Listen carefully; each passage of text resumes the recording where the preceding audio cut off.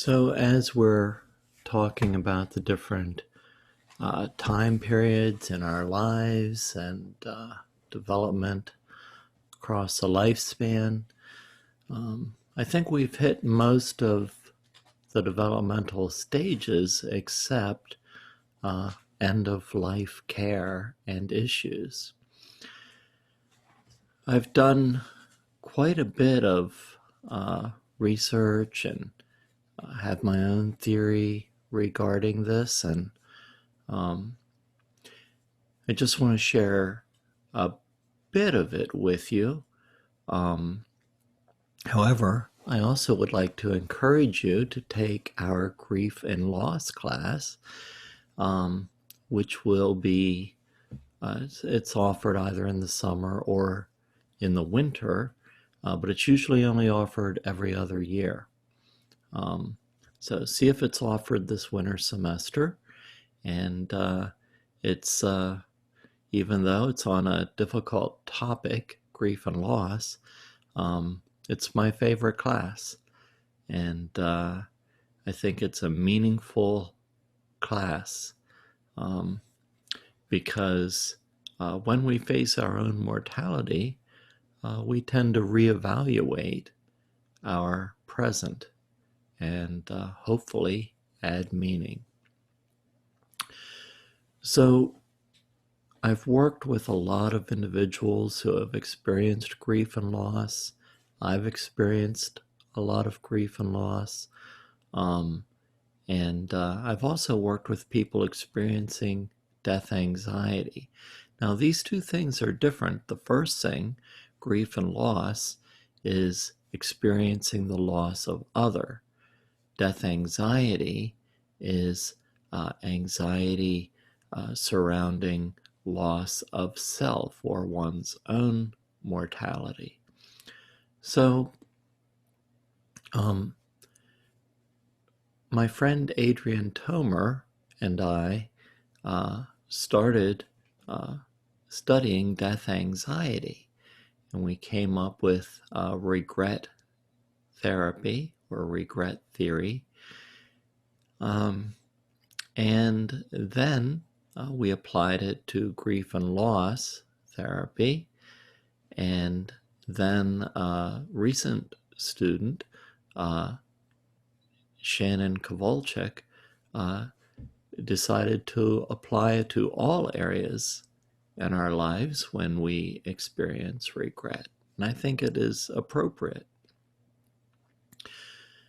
So, one of the things we saw in common with many, many people who came to therapy or who I visited in hospitals or talked about their own death anxiety or the loss of a loved one was each person seemed to have some personal regret. And it's all tied in with those, if only I should have, if only I could have, all of those different statements. But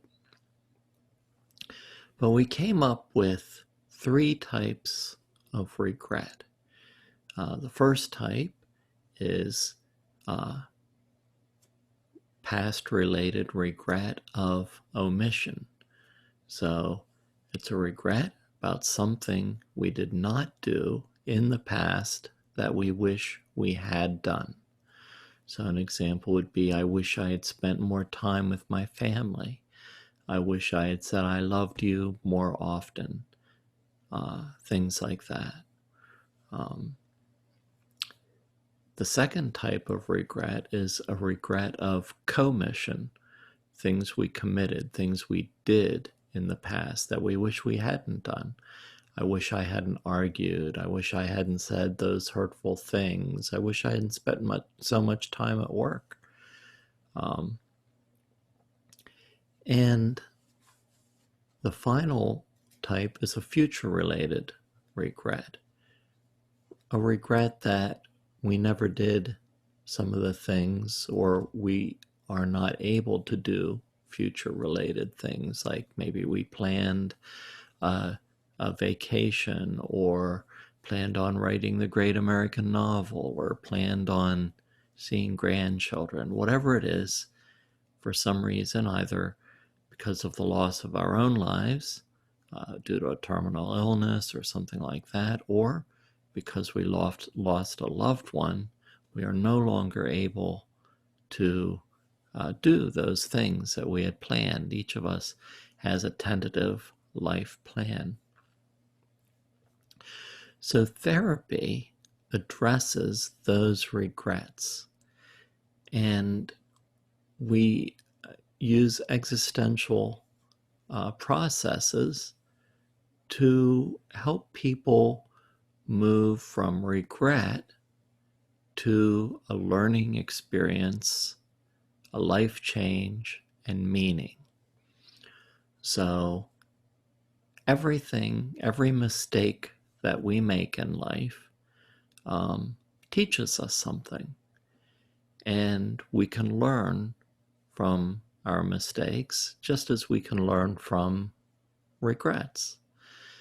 And we have a choice. We can make some changes. We can live in the present differently. And if we're focused on the present, we're no longer focused on the past or the future, no longer depressed or anxious. But